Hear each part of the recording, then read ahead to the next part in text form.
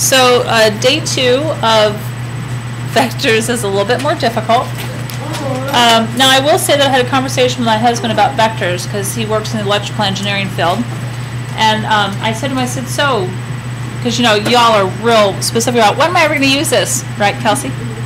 He goes, I use it all the time. I said, oh, so you know what magnitude and direction mean with vectors? He goes, of course. So he uses vectors with alternating currents, see, because he's electrical engineering. So don't ask me to go any further into that because I am not an electrical engineer. So. But he has to know like the math for it, or does he actually like? Well, he said he hasn't had to do the math for a long time, but he has to understand the concept. Because when you understand the concept, you have to know the math. He now has computers that will do the math for him. But if the computer makes a mistake, doesn't he have to know if it makes sense? I know we're not going to be an electrical engineer. There's actually lots of other uses. Just one of them. All right, now, onward ho, no more discussion. Let's, come on, let's go. Ladies and gentlemen, focus. Are we ready? Okay, so this is your day 2. Your eyes, this is what I get for trying to explain to you that you just might use it someday. All right. So here's some important verbiage here. We're going to now take our vectors and really put it into the unit circle.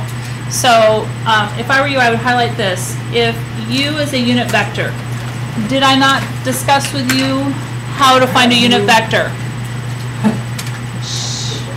Mike, did I not discuss with you how to find a unit vector?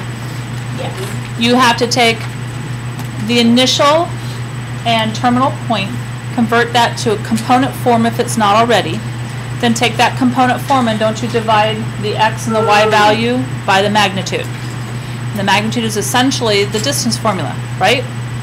Or the component form squared, right, underneath a square root sign. So that's your unit vector. So let's assume that u right here is a unit vector, such that theta is the angle measured counterclockwise because it's going to open this way, right? So that's going against the clock, so it's counterclockwise. From the positive x-axis to u. So we're going from here to where u is now stationed. The terminal point of u lies on the circle, and you have this.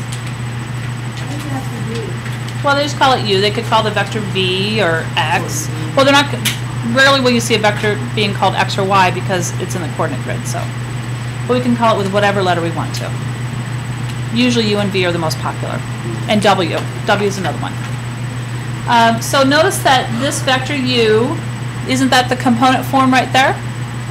And so you see this XY value. Remember, if U starts at 0, 0, this ordered pair at the terminal point is going to be X and Y, or the component form. Because remember, to get to that component form, you took the terminal and subtracted the initial. Well, what's X minus 0? X minus 0, X, Y minus 0, Y. So there's your component form. And then on the coordinate grid, isn't cosine our X and isn't sine our Y?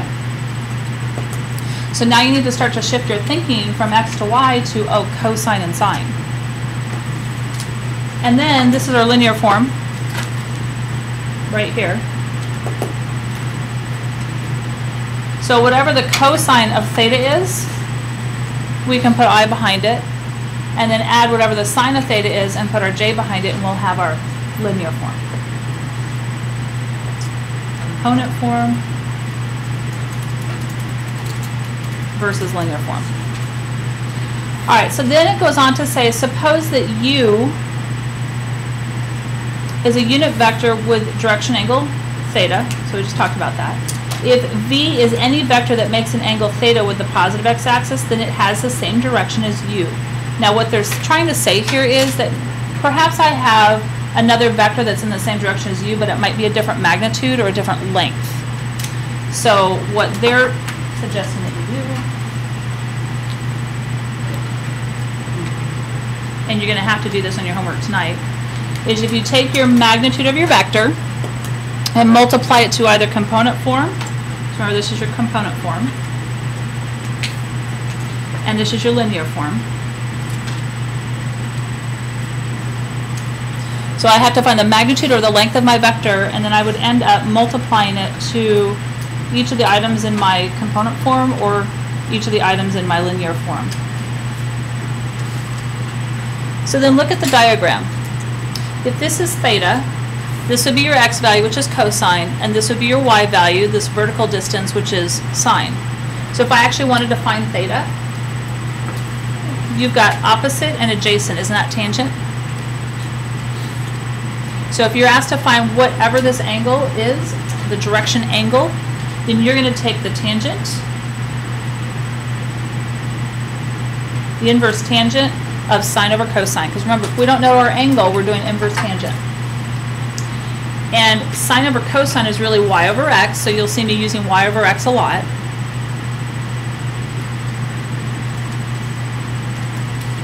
If you're looking at something in linear form, remember a is your cosine, so wouldn't it go on the bottom of your fraction? And b is really your sine, because that would come in front of j. And that would go on the top of your fraction and take the inverse of that. So whether they give it to you in component form or linear form, you still take the inverse tangent. So let's look at to see what some of those look like. Flip it over to the very back page.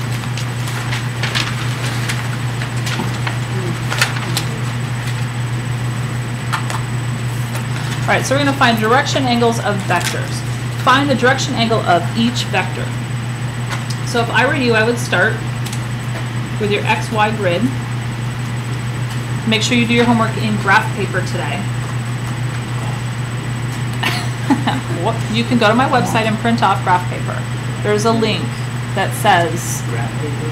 yeah, like print off your own graph paper. If you go to my pre-calc main page link, it says there, you know, I forget what it says, but it says something about, do you need graph paper or print off your own graph paper? It's on the main page for pre-calc. All right, so remember that if I've got a vector called u, this is in linear form. What's its component form?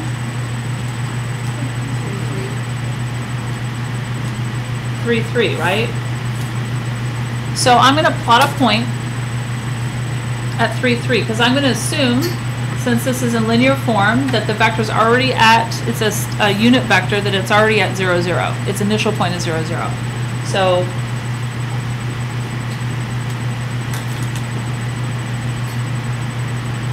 this would be the ordered pair 3, 3. And then I am going to draw with my ruler a straight line. So our theta goes from the x-axis up to that line. And so I'm going to bring a straight line down and create this triangle. Now, isn't my x value here 3, positive 3, and my y value is positive 3? What kind of a triangle has legs that are exactly the same? 45, 45, 90. So you could stop right here and say theta is 45 degrees, right? And all you'd have to do for me on a test is justify that it's a right isosceles triangle, and I'm happy with that, or it's a 45, 45, 90 triangle, duh, right? But if you don't notice that, I'm just going to prove to you that this does work. So if I'm going to find, and then this is theta right there, if I'm going to find the tangent of theta, I'm going to use y over x. Or sine over cosine, however you want to look at it. And then I'm going to plug in what I know, so tangent of theta is equal to 3 over 3, which is 1, right? And then if you take your calculator, make sure that it's in degrees. So check your mode. Mine's in degrees. I'm trying to move this up here so you can see my keys. All right, so I'm going to hit the inverse tangent because I don't know theta. Anytime you don't know theta, you're going to hit inverse tangent. So I'm going to put in here, this is what my calc will look like, 1 approximately equals, and so this is what theta is going to approximately equal. Now, my calculator should say 45 if I put in 1. And what did it say? 45. So we proved ourselves correct. So it's not approximately, it is 45 degrees, isn't it?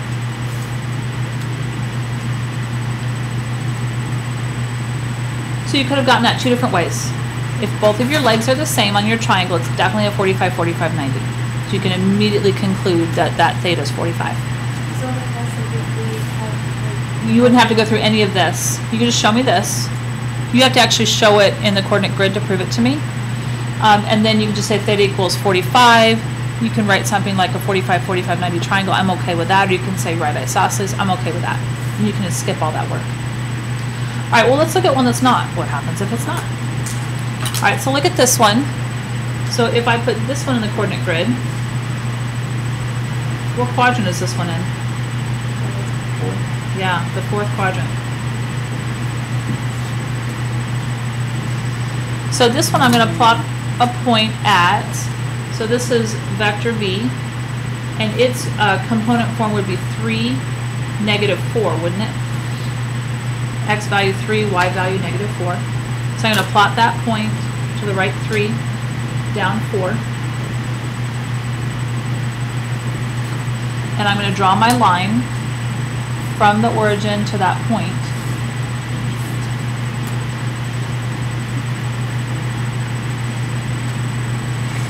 And you always want to draw, to make your reference angle, you want to draw this to the x-axis. So I'm going to go up to the x-axis. Now here's the deal. My theta is not here. This would be my reference angle. Remember, this went all the way, I need something really short, all the way from here, counterclockwise, all the way around to here. So it's a lot bigger than 180 degrees, isn't it? It's a lot bigger than something less than 90 degrees. My angle goes from here all the way to here. This is theta. So instead, though, I'm going to have to use my reference angle. So I'm going to call this, I don't know, whatever you want. I'll put the little fishy sign in there.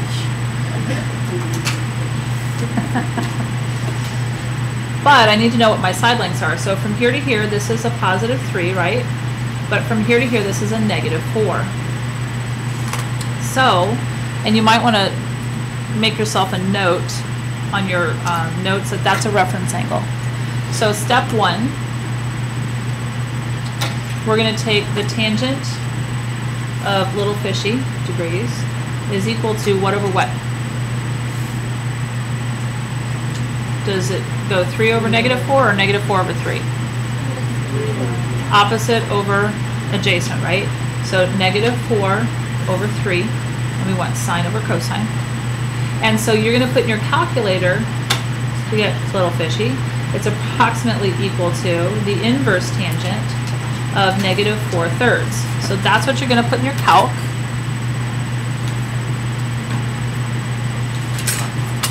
And there goes my ruler. So inverse tangent, and make sure you put the sign in there. The sign's incredibly important. What do we get? Round to 2 places. Negative 53.13, but the reason why it's negative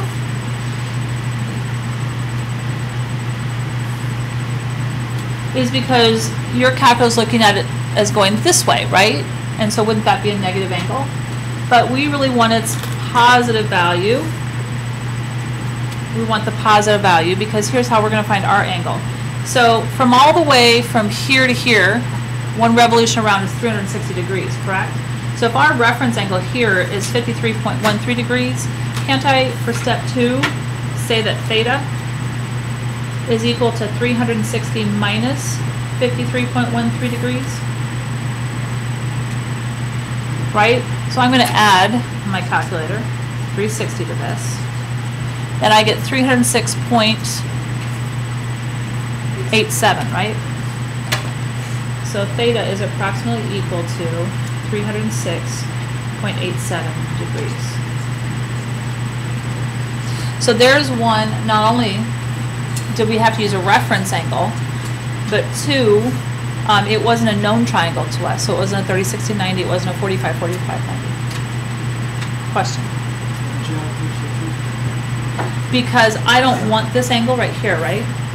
My angle that I'm looking for, it always starts at 0 and it moves counterclockwise for your vector, for your angle directions. So your angle is always moving counterclockwise, It is not moving clockwise. Okay? If we were moving clockwise, then our angle would have been negative 53.13 degrees.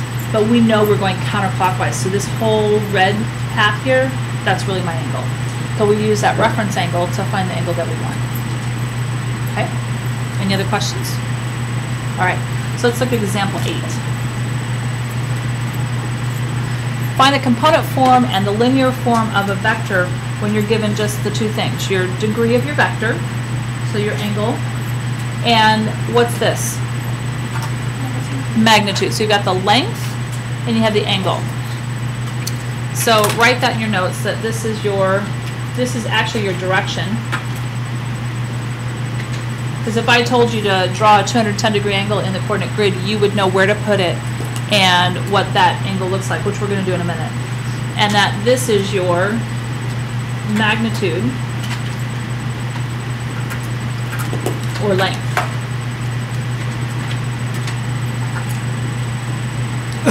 All right, so step 1.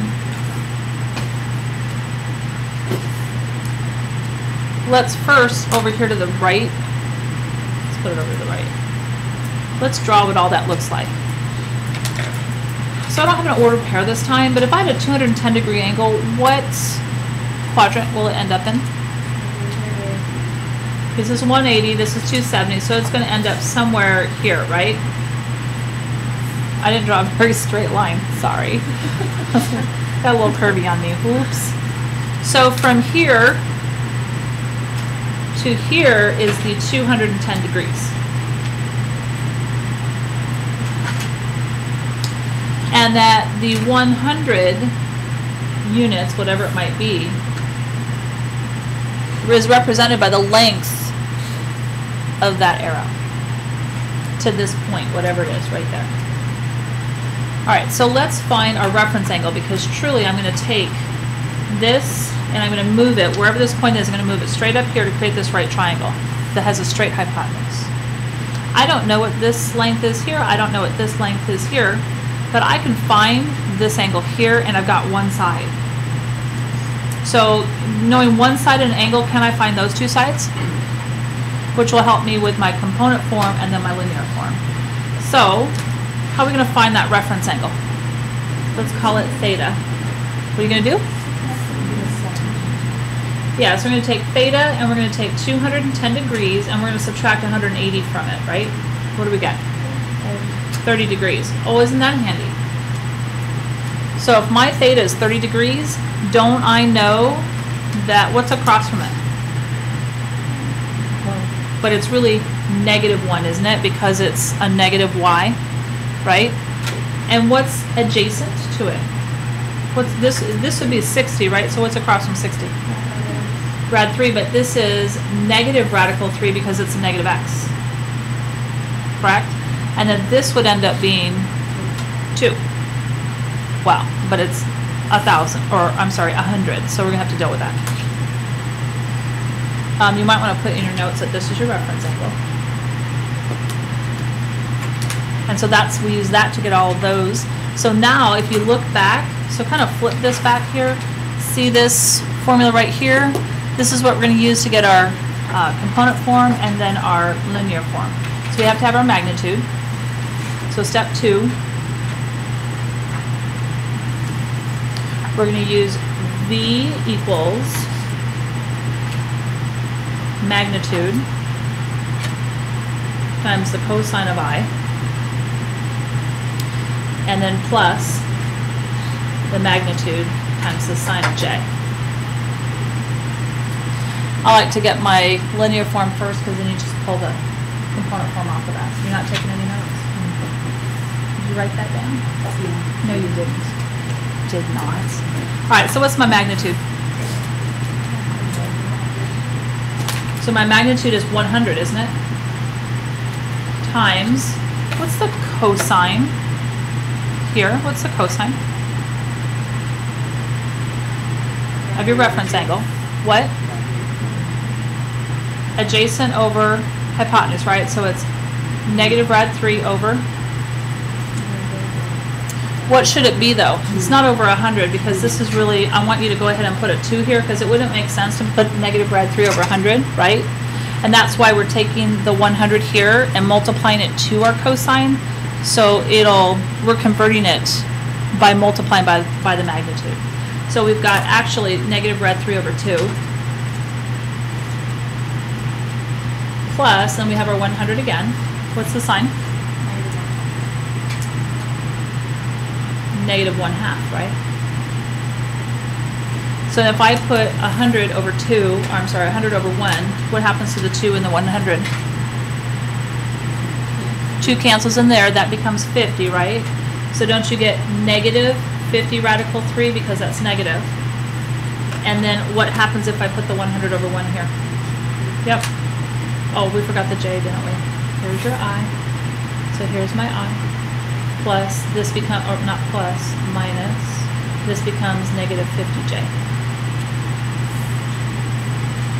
So this is your linear form. What's your component form? Negative 50 radical 3, comma, negative 50. There's your component form.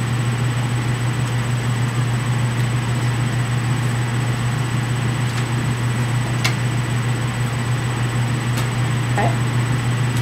Last problem. Find the angle between two vectors. Can I move on? All right, so you got two different vectors. So let's go ahead and plot them in the coordinate grid system. They're both in what form?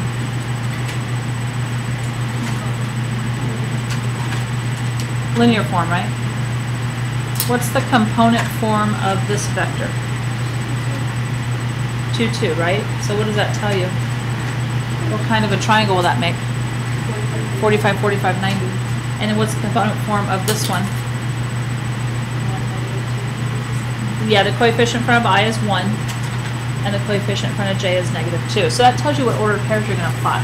So from 0, 0, I'm going to plot 2, 2.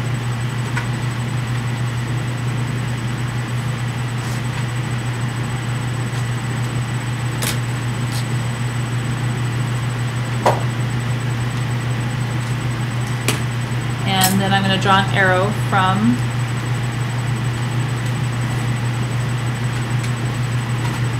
the center to that point. And then it creates a right triangle here that has this is 2 and this is 2. Not writing any of this down. Really, seriously? What do you mean you don't have it there? So you wouldn't get out paper and write it down. Are you kidding me? Here's the 3 things. Here's how things get embedded into your brain. You see it, there's once. You write it, there's twice. And you apply it in your homework again, there's 3 times. If you're not writing it, you're missing one of your opportunities to embed it in your brain. Okay? So don't be lazy and print out the notes from our website because your brain really isn't as engaged as you think it is.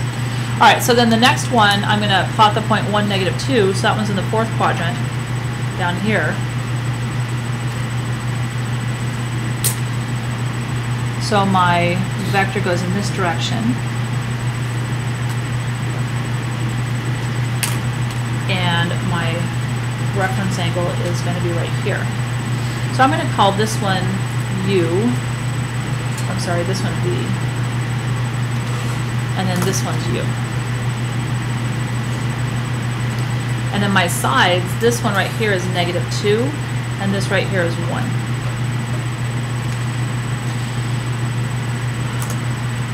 So my angle for vector V is from the x-axis up to here. But technically my angle for U is from the x-axis all the way around to here. But what does the question ask us to do? Find the angle between the two vectors. So I really want to know what's the angle from here to here. If I find this angle here and I find the reference angle here, can't I just add them together? So that's what we're going to do. So we're going to use our knowledge of tangent and we're going to add those together. So step 1, find the direction angle of V.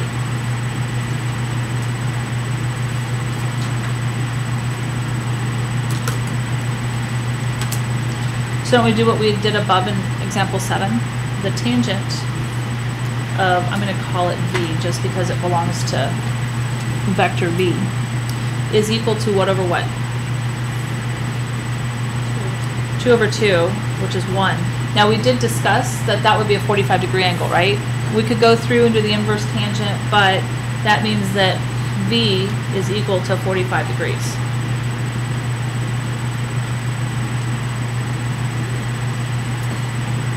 So there's part of it.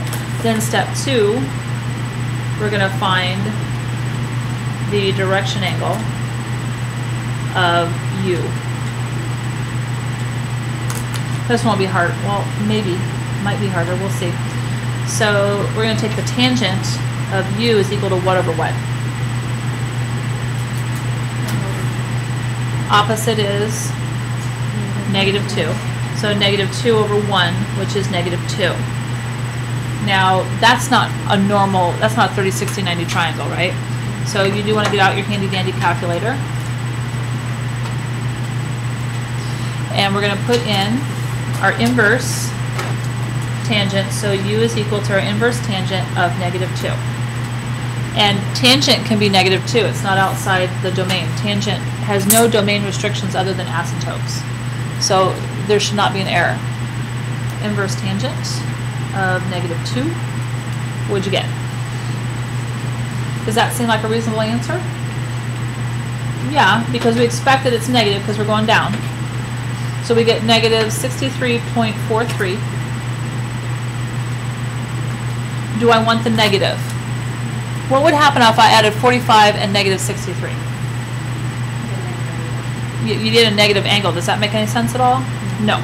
So we want the positive angle for this, and so we're going to use 63.43 degrees. So then the final step, step 3, is to add the angles together.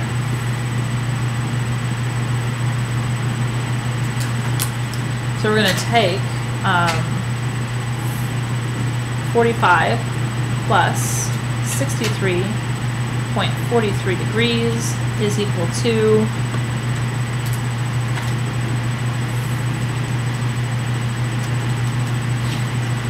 108.43.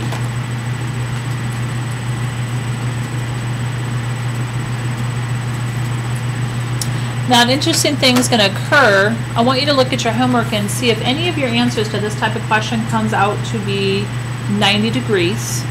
If it comes out to be 90 degrees, I want you to look at the two vectors and see if you can see any similarities about them, because that's going to become important shortly. All right, any other questions? All right, your motto is, I love vectors.